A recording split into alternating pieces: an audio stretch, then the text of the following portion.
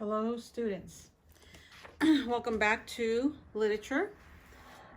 We are doing the author study today for our literature class. Okay, we learned what literature is. Literature is the best written expression of the best thoughts. Remember that first day? Second day, we learned why do we study literature? We study literature because it teaches us the seven natural affections, which is love of God, love of word, love of family, home, liberty, love of learning, love of nature. And so we are going to be studying reading. We're going to be reading from the apple and the arrow. But before we do that, we want to know who wrote the book so we can better understand the story and better understand the influences that caused that Conrad Buff and Mary Buff, they were husband and wife, helped them to influence their story that they wrote. So the authors of this story they're both authors and the illustrator. The author is the one who wrote the book. The illustrator is the one who did the drawings and the pictures in the book. So they did both. Sometimes it's two different people. So what we're going to do is you have a paper that looks like this. I don't know how close I need to do that. On the top it says Conrad and Mary Buff, American artists and children's authors. They wrote lots of children's books. You might have a second page. I believe I gave you a second page. If you turn it, there's a list of other books that they wrote. So if you want to read more books on these authors, you can ask your mom and dad to take you to a library. You can look up those books in the computer system and you can read them, okay? So your other paper is this one here. It says authors Conrad and Mary Buff. We're going to learn about their history. We're going to learn about their biblical influences. How were they influenced by the Christianity? And what did they do that was biblically based for our generation or our readers? Evident qualities of character. Okay, what do we see in them that show us that they had a good character? That's what we're going to look for by reading the bibliography on them. Okay, all right, so we're going to start at the top, and I want you guys to follow me reading. Put your finger on the first word of the first paragraph. Right under it says Christian history. It's underlined, and then we're going to begin. You're going to put your finger under Conrad. That was his name. Conrad Buff was his last name. He was born January 15 in 1886. That was a long time ago, okay? He was born in Speicher, Switzerland, and he immigrated. Immigrated means he left his country and went to go live in another country. He immigrated to the United States in 1905. U.S. is an abbreviation for the United States. So that's his history. So you're going to go to your paper and you see his name, Conrad, and Mary's name. You're going to write on the first two lines. Those first two lines are for Conrad. The second two lines, we're going to write the history for Mary. So under Conrad, next to Conrad, I want you to write, I'm sorry, if you have a highlighter or if you don't, use a pencil, underline on your paper. Born January 15, 1886 in Speicher, Switzerland. So I just took this from our paper and I copied it straight on here. And then it says, and came to the U.S. in 1905. That's the end of my sentence, so I put a period. I made it kind of small, so I don't know if you can see that. So that's what I want you to write for Conrad's Christian history. He was born in Speicher, Switzerland, and he came to the United States. That was 115 years ago, long time ago, okay? So if you need time to write this, I want you to pause the video and copy that onto your paper.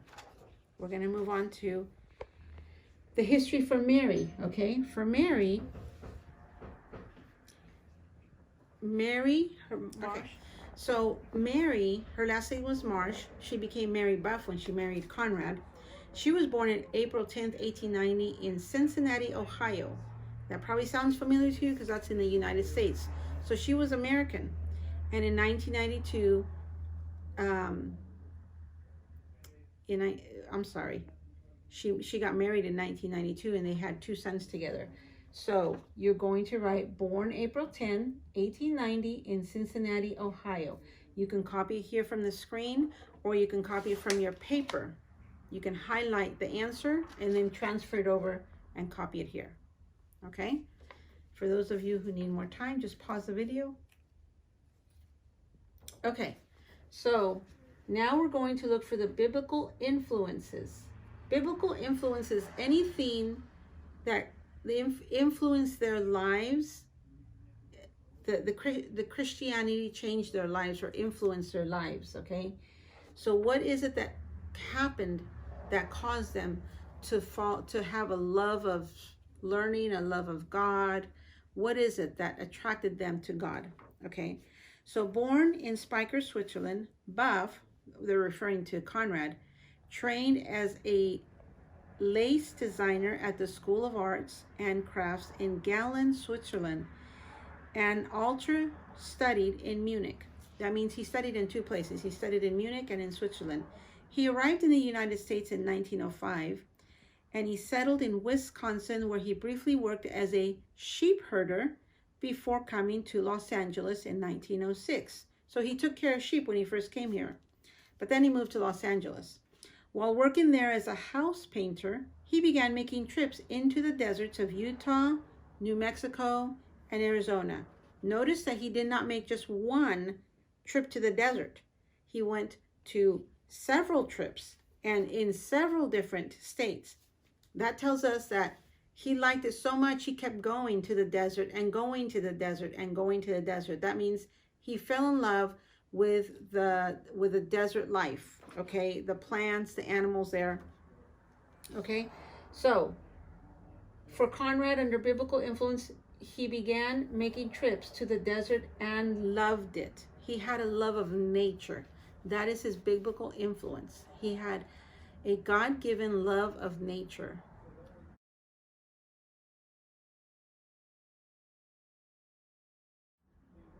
All right, you can pause the video.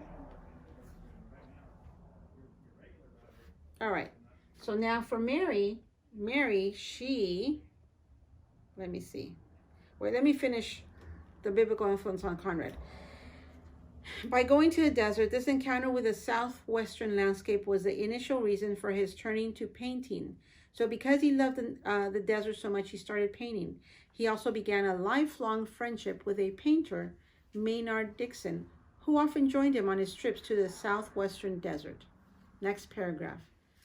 Mary studied with Berger Sanson at the Chicago Academy of Fine Arts and also took lessons at the Cincinnati Art Academy.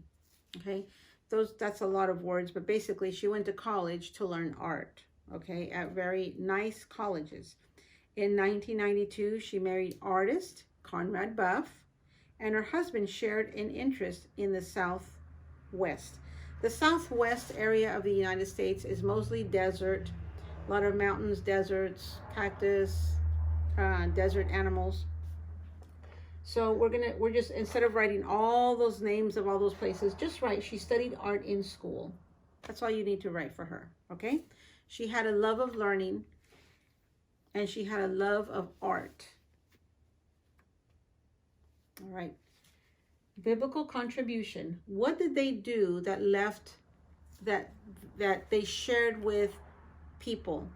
Even after they die, they can leave things that they share with others, okay?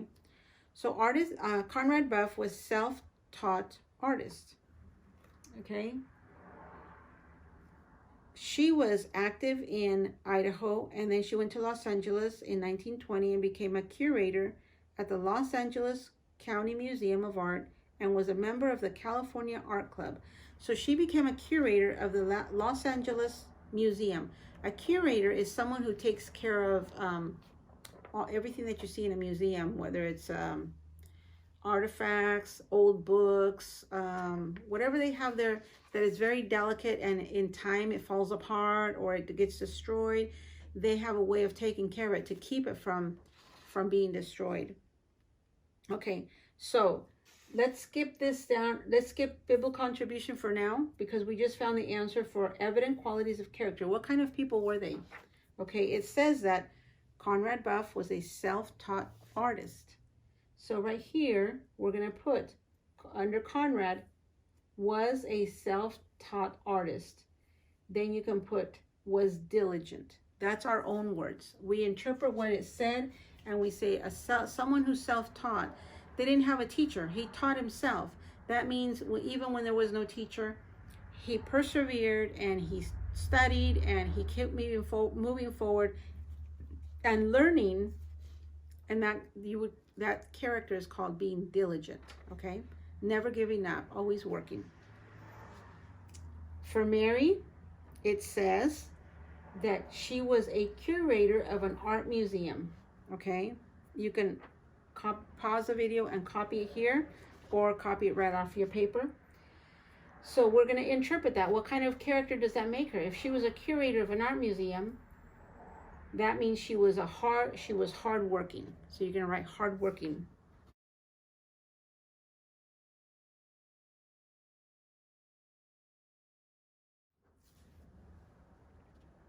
After you finish that, we're going to move back to biblical contribution. And let's read the bottom part where it says biblical contribution, this big long paragraph. That's where we're going to find our answer for biblical contribution. The Buffs worked together on many children's books between 1937 and 1968. Conrad Buff did the artwork and Mary Buff did most of the writing, although some of their works were written jointly. Their first book was called Dancing Cloud.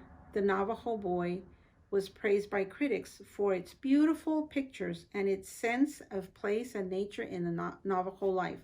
Now, the book was about a little Indian boy, and the pictures were desert pictures. Why do you think the story was about a Navajo boy, a little Indian boy? Because that's where the Indians lived, and the pictures were out of the desert that he loved so much. In 1943, the Buffs were running up for the Calcadet Medal for Dash and Dart, a story about a deer that was praised for its beautiful simplicity of text. So they got an award, one of the best awards for writing. In 1947, they were runners-up for a different kind of award, a Newbery Award for the book called Big Tree, the story of Wa-wo-na, a giant sequoia. If that sounds familiar to you, that's because the sequoias are right here in California. So they must have visited our Sequoia National Park. Critics praised the book for its beautiful and dramatically told story in both text and illustrations and for giving a reader's sense of wonder at the trees. That tells us that they had a love of nature and the need to protect the trees.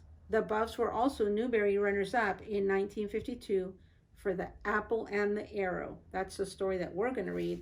A story about William Tell, and again in 1954 for a book called The Magic Maze. Okay, so we're going to come back over here to biblical contribution, and for both of them, you're going to write, wrote many books.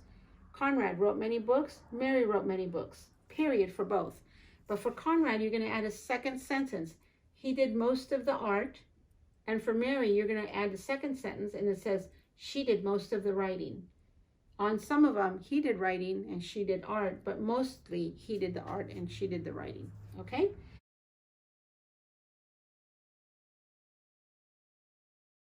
So I'm also going to, if you have any questions, call me or text me, okay? Tomorrow we're gonna start, we're gonna do literature, we're gonna start our map work. It's not gonna be easy, it's gonna be a little hard, and we're not gonna finish it. So so get your color pencils ready. I want you to get a blue color pencil before you start watching tomorrow's literature video, because I'm going to show you what to do tomorrow. Okay? We'll see you guys on tomorrow's video. Bye-bye.